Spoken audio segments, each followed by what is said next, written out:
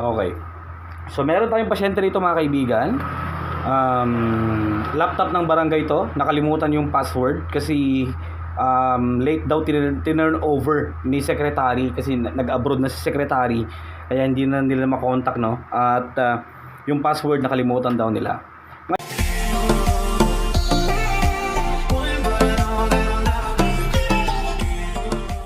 Ngayon, i-unlock. Tuturuan ko kayo kung paano nga ba mag-unlock ng password ng laptop ninyo sa Windows 10 kung nakalimutan mga kaibigan, no?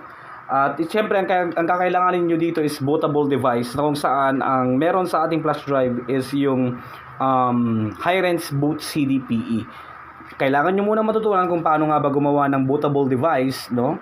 Using yung ISO file ng Hi-Rez Boot PE.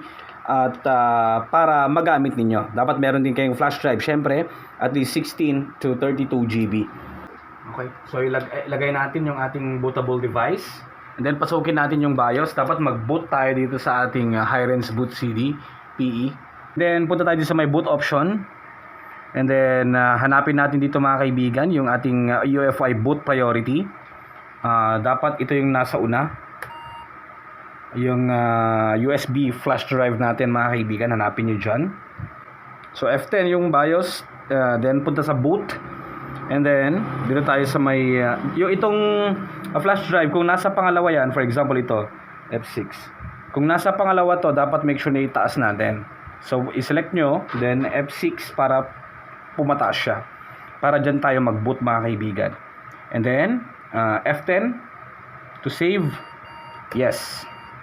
So, naglo-load na tayo.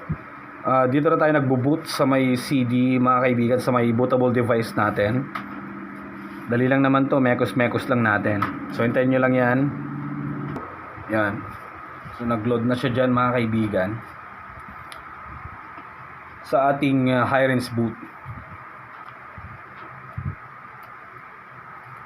Okay, nandyan na, Hi-Rez Boot CD mga kaibigan. Initializing Hi-Rez Boot CD PE. Hintayin lang natin matapos yan. So, pasensya na kung di ko masyado mailapit mga kaibigan, no? Kasi pangit ng output kapag itong camera natin. Yan. So, punta tayo dito sa may Startup, Windows folder. And then, punta tayo dito sa may All Programs. And then, punta tayo sa may Security folder. And then, dito tayo sa may passwords. And then, double-click natin tong Lazysoft Password Recovery, mga kaibigan.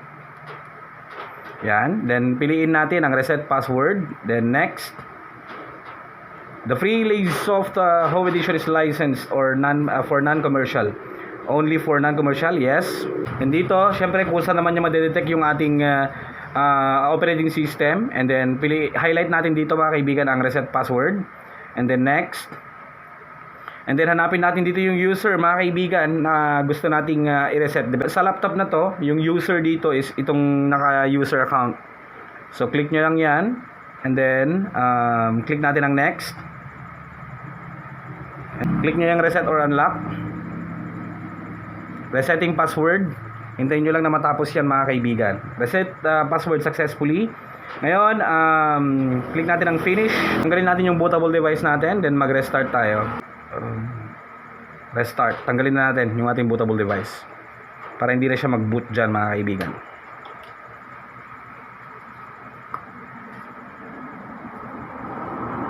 So nag-restart na mga kaibigan.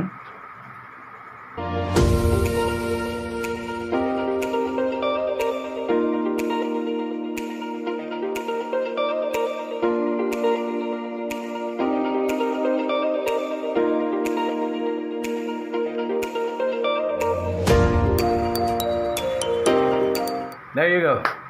So nakalagin na tayo mga kaibigan. Yan. Mabagal lang talaga yung laptop.